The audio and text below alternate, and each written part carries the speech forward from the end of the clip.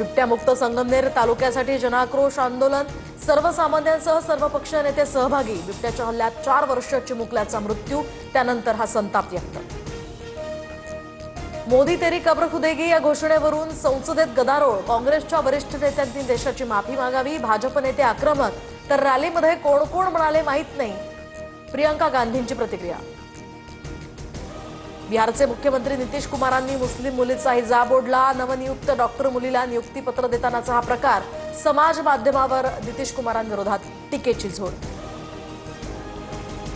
उपमुख्यमंत्री एकनाथ शिंदेंच्या उपस्थितीत महालक्ष्मी रेसकोर्सवरील सेंट्रल पार्कचं प्रेझेंटेशन, 125 एकर जमिनीमध्ये आंतरराष्ट्रीय दर्जाचं सेंट्रल पार्क उभारणार, शिंदेंची माहिती।